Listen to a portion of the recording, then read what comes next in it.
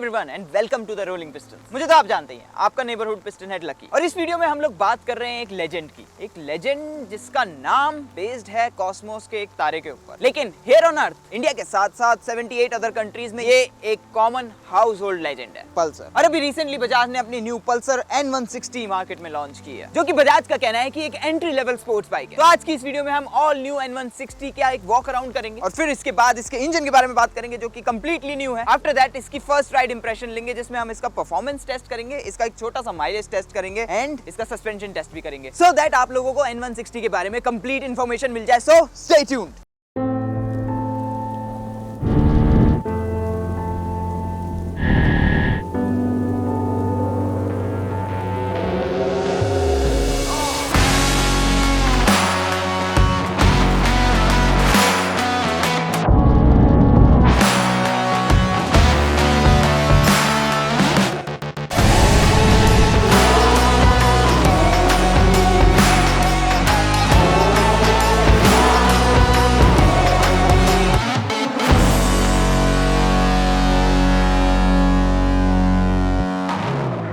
Guys right now I am here in the Pune और मौसम बहुत ही ज्यादा सुहाना हो रखा है। आई विश कि नॉर्थ में भी जल्दी ऐसा मौसम हो जाए। So let's begin our walk around from the front. Projector LED headlamp मिलता है और ड्यूल एलईडी डीआरएल्स मिलते हैं, जो कि नाइट टाइम में बहुत ही ज्यादा अच्छे लगते हैं। आपने स्पाई शॉट्स और पिक्चर्स में भी देखा होगा। और अगर आप यहाँ पे नोटिस करेंगे तो यहाँ लिखा है ABS dual channel. You know, जब पल्सर N250 लॉन्च हुई थी तो बजाज को एक बहुत ही बड़ा क्रिटिसिज्म मिला था कि उन्होंने ड्यूल चैनल ABS नहीं प्रोवाइड किया है, जो कि उन्होंने काफी कंस्ट्रक्टिवली लिया एंड दिस टाइम उन्होंने ऐसी कोई भी कमी नहीं छोड़ी है, बिकॉज़ N160 ड्यूल चैनल और सिंगल चैनल ABS दोनों में ही अवेलेबल होगी। नाउ ड्यूल चैनल और सिंगल चैनल ABS में प्राइस और वेट दोनों का ही डिफरेंस होगा और N160 वही डिजाइन लैंग्वेज फॉलो करती है जो कि N250 फॉलो करती है। एवरीथिंग इज सेम, चाहे आप हेडलाइट सेटअप की बात करो या बात करो इन इंडिकेटर्स की या फिर इंस्ट्रूमेंट क्लस्टर की, रियर व्यू मिरर्स की, हैंडल बार की, मेटालिक फ्यूल टैंक की जो कि 14 लीटर्स का है, सीट्स की जो कि बहुत ही ज्यादा कुशनी एंड सॉफ्ट है और यहाँ पे पल्सर लिखा मिलता है, which is really a very good touch। Rear जो टेल लैंप है वो भी बिल्कुल सिमिलर है। सो ओवरऑल डिजाइन टर्म्स में आप ये मान लीजिए कि ये N250 ही है। और सेम ही केस सस्पेंशन सेटअप के साथ है। तो फ्रंट में आपको टेलीस्कोपिक फ्रंट फोक्स मिलते हैं, जो कि 37 mm डायमीटर इनर ट्यूब के साथ आते हैं, जो कि इस सेगमेंट में सबसे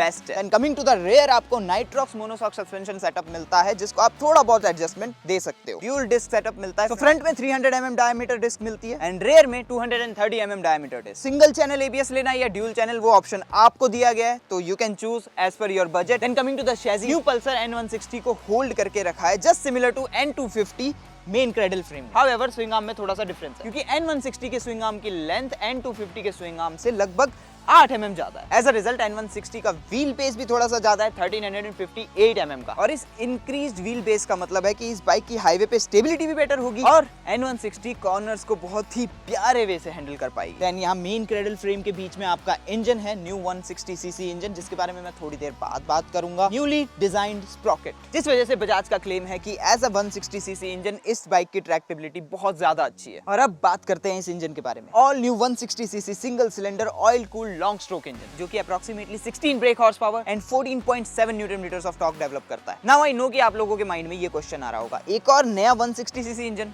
जरूरत क्या थी? पल्सर 150 ऑलरेडी एग्जिस्ट करती है, NS160 ऑलरेडी एग्जिस्ट करती है, तो इस बाइक की जरूरत क्या है? तो बजाज का इसके ऊपर क्लैरिफिकेशन ये है कि N160 लाई करती है पल्सर 150 और NS160 के बीच में। देखिए, पल्सर 150 एक स्पोर्ट्स कम्यूटर बाइक हो गई और NS160 एक डेडिकेटेड नेकेड स्पोर्ट्स बाइक हो गई। और यहाँ पे ना बजाज ने एक प्रॉब्लम डिस्कवर की कि इन दोनों के बीच में कोई ऐसा ब्रिज नहीं है जो कि इस गैप को कनेक्ट करे। सो प्रॉब्लम उन्होंने फाइंड आउट कर ली थी, तो उस गैप को ब्रिज करने के लिए उन्होंने N160 निकाली है। तो N160 कुछ इस तरह स्टैंड करती है कि इसका ओवरऑल डिजाइन तो एक नेकेड स्पोर्ट्स बाइक जैसा है, लेकिन जो इसका राइडिंग पोस्चर है, जो इसका राइड कंफर्ट है और लॉन्ग स्ट्रोक इंजन है, इनको डिजाइन किया गया है आपके डेली कम्यूट और सिटी के ट्रैफिक और स्ट्रीट राइडिंग को माइंड में रखते हुए। So as a result of that, जो हमारे कॉलेज जाने वाले दोस्त हैं, उनको एक कूल लुकिंग कंफर्टेबल बाइक मिल जाए अपने डेली कम्यूट के लिए। And don't get me wrong, ये सिर्फ कॉलेज स्टूडेंट्स तक लिमिटेड नहीं है। लेट्स अज्यूम कि अगर आपकी अभी नई नई शादी हुई है तो भी ये आपके लिए एक बहुत ही अच्छी चॉइस है, क्योंकि इसमें पिलियन सीट में भी काफी ज्यादा कंफर्ट है। इस बाइक को काफी हद तक डिजाइन किया गया है हाईवे टूरिंग के लिए भी। Just look at this seats,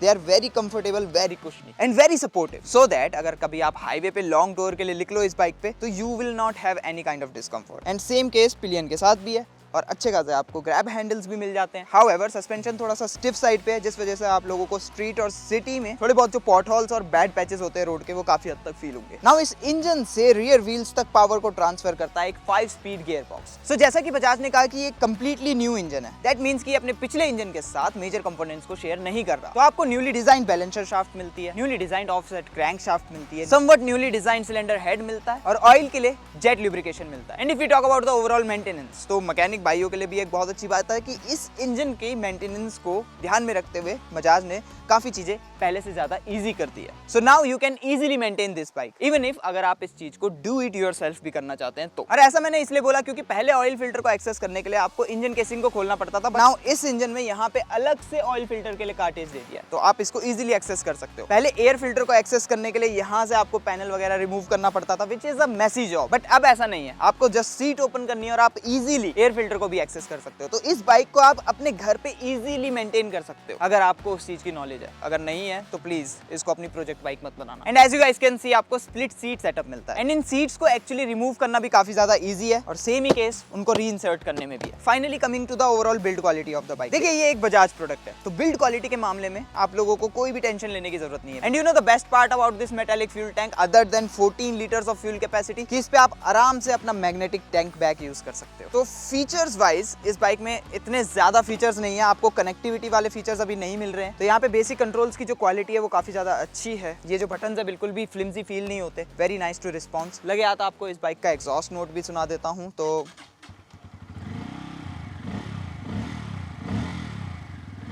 तो आपको काफी साइलेंट स्टार्ट मिलता है एंड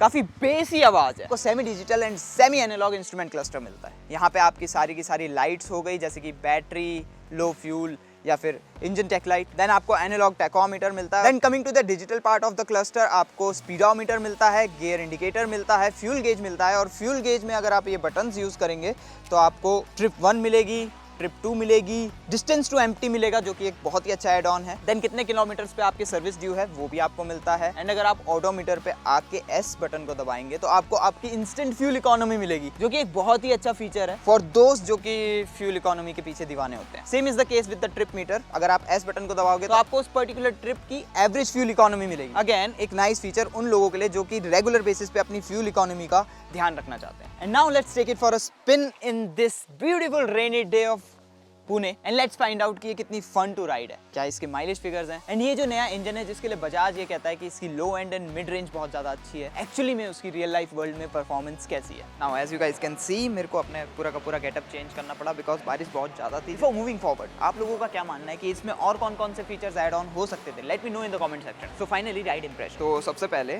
बात कर लेते हैं टायर्स की। तो these are 100 in the fronts and 130 in the back. These are not radial tyre, अगर रेडियल होते तो बेटर होता, लेकिन इतनी वेट सिचुएशन में भी इन्होंने कहीं भी ग्रिप लूज नहीं की, ट्रैक्शन लूज नहीं किया, so no complaints there. You can literally feel the ABS working जब भी आप रियर या फ्रंट ब्रेक्स को अप्लाई कर रहे थे। एंड इतनी वेट सिचुएशन थी, as you guys can see, बहुत ज्यादा पानी भरा हुआ था, बहुत मडी रोड्स थी, फिर भी brakes performed really very well. These rear view mirrors ये काफी ज्यादा आपको फंकी लगेंगे, लेकिन इनकी जो विजिबिलिटी है वो बहुत ही ज्यादा अच्छी है। तो जैसा कि मैंने बताया था कि इसका व्हील बेस काफी ज्यादा लॉन्ग है, तो जब भी आप हाईवे पे ट्रैवल करोगे या फिर कर्व्स पे लीन करोगे यू विल फील कॉन्फिडेंट। तो माइलेज वाइज ये बहुत ही ज्यादा रिगरस टेस्टिंग थी, तो कंबाइंड जो मेरे को माइलेज मिली आप देख सकते हो कि कितनी मिली। और हाईवे पे जब मैंने टेस्ट की तो ये मेरे को माइलेज मिली। दैट्स बिकॉज कि मैंने हाईवे पे बहुत ही ज्यादा तेज चलाने की कोशिश की थी बाइक को। I tried to cross 100 kilometres per hour की स्पीड। 100 किलोमीटर्स पर आवर पे आपको ऐसा फील होगा कि इंजन के पास अब ज्यादा पावर या टॉर्क नहीं है आपको देने के लिए। हाउएवर क्योंकि एक लॉन्ग स्ट्रोक इंजन है तो आपको लो एंड टॉर्क बहुत अच्छा मिलता है। तो even at the 4th gear ये बाइक 18 किलोमीटर्स पर आवर की स्पीड पे चल रही थी without any kind of stalls, जो कि एक बहुत ही अच्छी बात है। स्पेशली अगर आप ज्यादा ट्रैफिक में ट्रैवल करते हो तो आपको बार बार गियर चेंजेस नहीं करने पड़ेंगे, क्योंकि उसी 18 किलोमीटर पर आवर की स्पीड से आप इसको इजीली पिकअप करके ले जा सकते हो up to 80 kilometres per hour. 9500 RPM के आसपास आप लिमिटर को हिट कर जाते हो। बट जैसा कि मैंने बताया कि एक लॉन्ग स्ट्रोक इंजन है तो एट दैट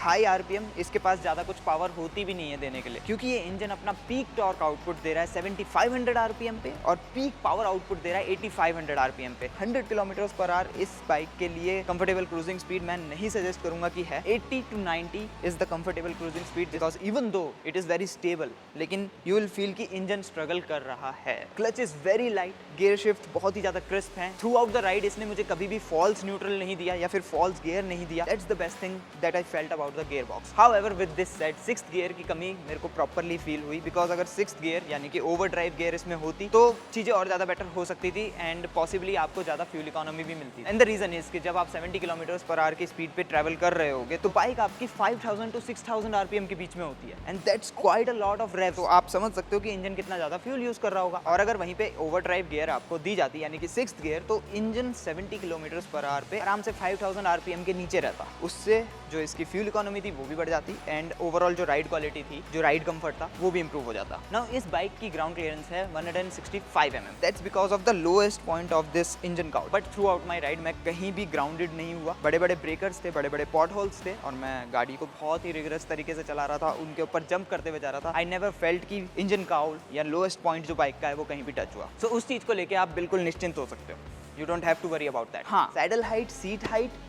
ये लगभग 795 mm की है, जिसका मतलब ये कि जो बिगिनर राइडर्स हैं यानी कि कॉलेज स्टूडेंट, स्कूल स्टूडेंट, उन लोगों के लिए भी ये बाइक चलाना बहुत ही ज़्यादा इजी हो जाएगा। It is very welcoming seat and the best part is कि ये सीट काफ़ी ज़्यादा कंफर्टेबल और सपोर्टिंग भी है, तो आप लंबी लंबी जर्नीज भी इस बाइक में बड़ी ईजिली कर सकते हो। एंड उसका पूरा ध्यान बजाज ने रखा है because they have provided you with the USB power point for your mobile phone. तो अब बस आपको एक मोबाइल होल्डर लगवाना है, मतलब आप पूरा का पूरा इंडिया एक्सप्लोर कर सकते हो इस बाइक के ऊपर if you really want to. लोगों ने तो प्लेटिना पे भी किया है, तो इसमें करना is not a big deal. And Bajaj ने यहाँ पे आपको USB पोर्ट भी प्रोवाइड किया है। एंड इन सब चेंजेस के अलावा एक चेंज और आप नोटिस करोगे इस बाइक में, वो है इसका एग्जॉस्ट। बिकॉज इसका जो एग्जॉस्ट है वो अंडर बैली है और N250 में जिस पे ये बाइक बेस्ड है, मोस्ट ऑफ द डिज़ाइन जिसका ये फॉलो करती है उसमें साइड एग्जॉस्ट आपको मिलता है। वो भी छोटा सा है। जब भी टेक ऑफ करते हुए पैर आपका थोड़ा सा पीछे जाएगा तो एग्जॉस्ट से जो एग्जॉस्ट गैसेस होंगी वो सीधा आपके पैर के ऊपर लगती है। So you have to keep that thing in mind. तो दैट्स इट गाइस, इस वीडियो में इतना ही। आप लोगों का न्यू पल्सर N160 को लेके क्या थॉट्स है, let me know in the comment section. Because आप लोगों के कमेंट्स बहुत ज़्यादा मैटर करते हैं एंड बजाज ऑटो भी उस चीज़ को बहुत ज़्यादा नोटिस करते हैं when they are designing their new product. So seriously comment कर दिया करो, हिट द लाइक बटन, क्योंकि उससे मुझे बहुत ज़्यादा मोटिवेशन मिलती है। सब्सक्राइब करना मत भूलना अगर आप लोग यहाँ पे नए हो तो, सो दैट हम लोग रेगुलर बेसिस पे ऐसे ही मिलते रहे। मैं आप लोगों से मिलूंगा अगली ऐसी किसी वीडियो में, तब तक के लिए आप हमारे चैनल की और वीडियोस को चेकआउट करना मत भूलना।